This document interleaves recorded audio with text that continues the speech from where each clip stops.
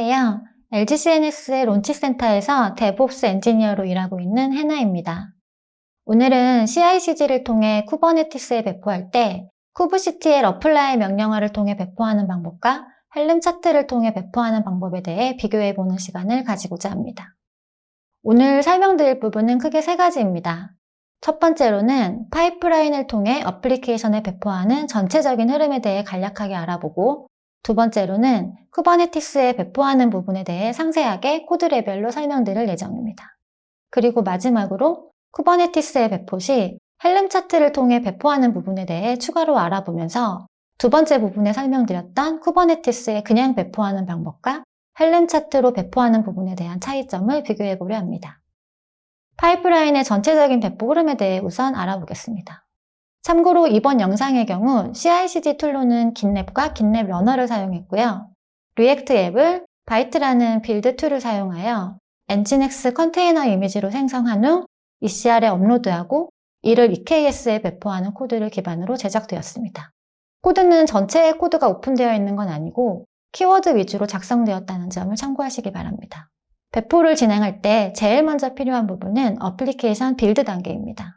아래 예시 코드를 보시면 CI 파일의 앱 빌드 단계에서 필요한 이미지인 노드가 지정이 되어 있고요. 빌드에 필요한 명령어를 정의하고 빌드가 완료된 파일을 타겟 쪽으로 카피하는 명령어가 정의되어 있습니다. 웹서버가 사용하는 스태틱 파일의 경우는 이런 식으로 단순 EFS에 빌드된 파일을 카피하는 방식으로 사용할 수 있고, 만약 자바를 빌드한 자르 파일 같은 경우는 다음 단계에서 빌드된 자르 파일을 컨테이너 이미지에 포함할 수 있도록 해야 합니다. 다음 단계는 웹서버를 도커 컨테이너 이미지로 빌드하는 이미지 빌드 앤 푸시 단계입니다.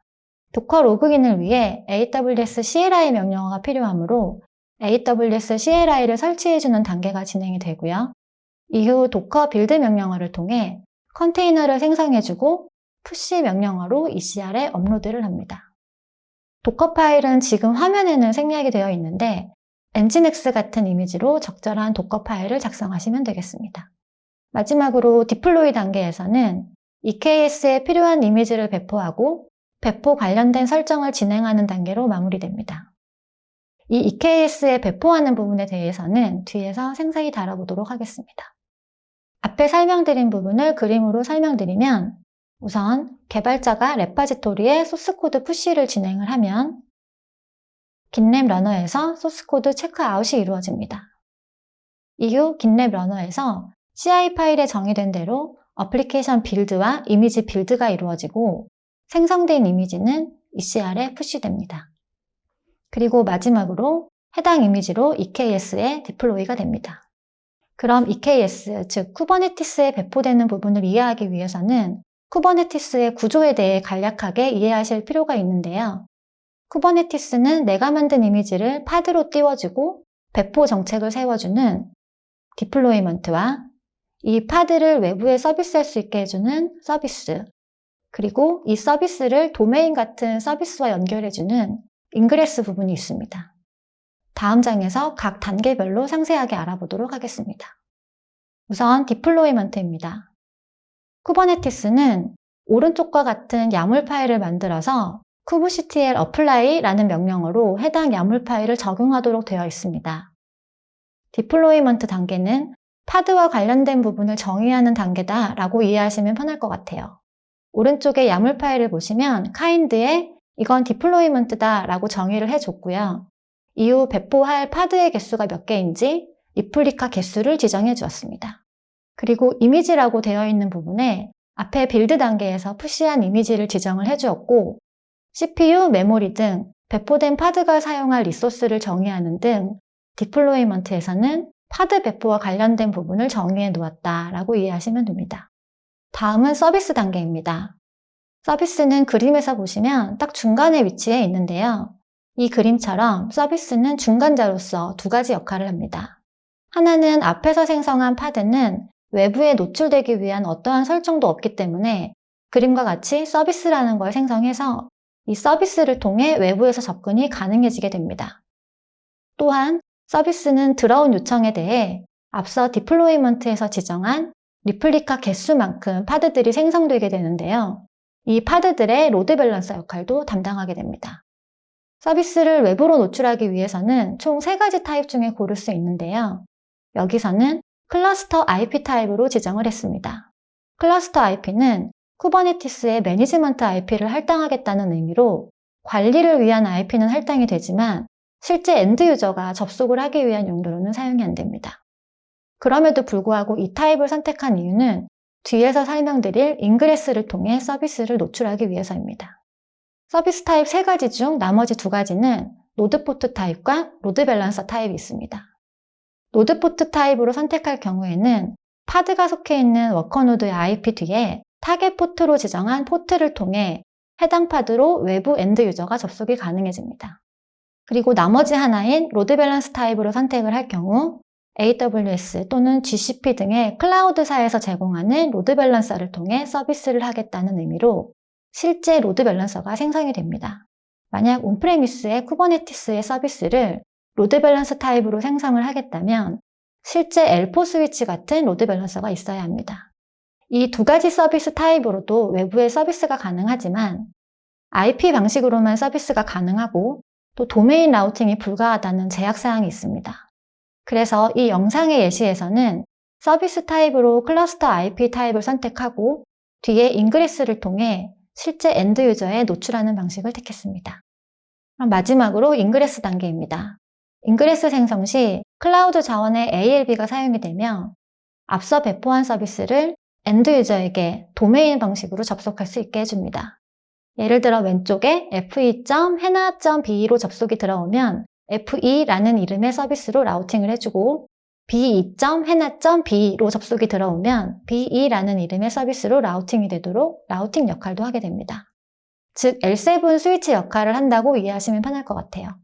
오른쪽의 파일을 보시면 인그레스로 사용할 ALB의 이름을 지정을 하게 되어 있고 호스트에 지정한 도메인인 fe.hena.be로 들어온 요청에 대해 앞에서 정의한 서비스명인 service-hena-dev 어드민 fe.로 가도록 지정을 해주었습니다. 여기까지 쿠버네티스에 배포하기 위한 YAML 파일들에 대해 알아봤는데요. 이러한 YAML 파일을 만들고 kubectl apply 명령을 통해 배포를 해도 문제는 없습니다. 하지만 배포 환경이 늘어나고 필요한 CPU, 메모리 등의 리소스 값 등 하나의 변수만 조정하고 싶어도 필요한 YAML 파일은 기하급수적으로 늘어나게 됩니다. 또한 CI 배포 코드에도 환경별로 작성을 해야 하기 때문에 코드가 복잡해지는 문제에 직면하게 됩니다. 이를 간단히 해결할 수 있는 게 바로 헬름 차트입니다. 헬름 차트를 쓰게 되면 배포에 필요한 디플로이먼트, 인그레스, 서비스 같은 YAML 파일을 필요한 부분만 변수 처리를 하여 템플릿으로 미리 생성을 해놓고 각 환경에 맞는 value.yaml 파일만 추가로 생성해 주시면 됩니다. 오른쪽의 캡처 화면은 실제 헬름 차트로 배포할 때의 레파지토리의 구조입니다. 헬름이라는 디렉토리 밑에 템플릿츠라는 폴더가 있고 그 아래 적용이 필요한 YAML 파일들이 보이실 거예요. 그리고 그 상단에 환경별 value.yaml 파일을 위치해 두었습니다. 이제 CI 파일에 배포하는 부분은 아래 명령어로 한 방에 적용이 가능합니다. 헬름 업그레이드, 마이너스 파일명, 환경별 밸류를 정의한 파일명을 적어주시고 헬름으로 배포할 앱 이름을 적어줍니다. 그리고 햄플릿과 밸류 파일이 존재하는 디렉토리인 헬름이라는 디렉토리 명을 적어주시면 내가 정의한 밸류 파일에 맞춰 템플릿 안에 있는 파일들이 모두 적용이 됩니다. 앞에서 설명드린 변수 처리한 YAML 파일들 중 디플로이먼트 파일의 예시입니다. 파일처럼 원하는 변수에 대해 중괄호로 묻고 사용하고자 하는 변수명을 .values. 뒤에 적어주시면 됩니다. 다음은 value.yaml 파일의 예시입니다. 앞에 템플릿에서 변수 처리한 부분을 적어주시면 됩니다. 화면에서는 쌍따옴표와 싱글따옴표 그리고 그냥 문자열로 나열했을 때 에러가 있는지 테스트를 해보느라 다양하게 적혀 있는데 모두 문제없이 잘 적용이 되기는 했습니다. 하지만 헬름 공식 사이트에서는 문자열의 경우는 쌍따옴표로 묶어줄 것을, 정수의 경우는 그냥 적는 것을 권고하고 있습니다. 그리고 오른쪽 파일에 브랜치명과 같은 경우는 실제 CI/CD가 수행이 될 때 알 수 있기 때문에 변수 처리를 한 부분인데요. CI 파일에서 헬름 업그레이드 수행 전 시드 명령어를 통해 값을 치환해주는 단계가 선행이 됩니다. 그럼 다음 장에서 CI 파일 예시를 같이 보겠습니다. 이 부분이 실제 CI 파일입니다.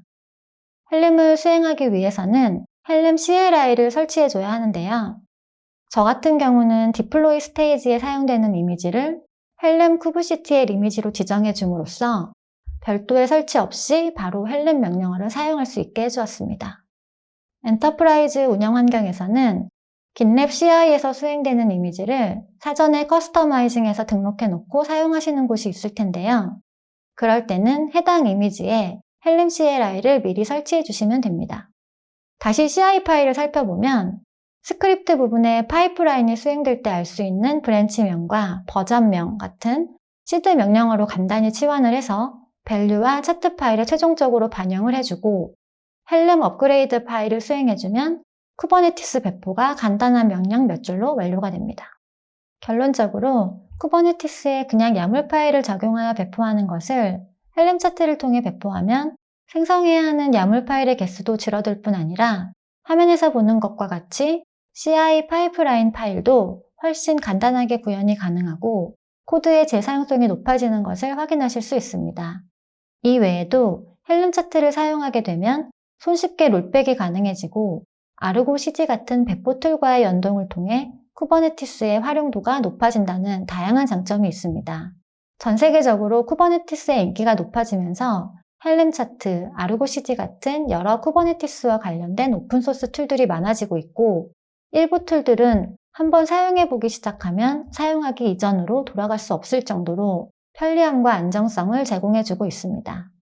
쿠버네티스를 사용하신다면 이러한 다양한 툴을 적용할 수 있다는 부분도 하나의 큰 장점이기 때문에 여러 가지 툴을 테스트해 보시면서 현업에 적용해가는 슬기로운 데브옵스 엔지니어가 되시길 기원합니다.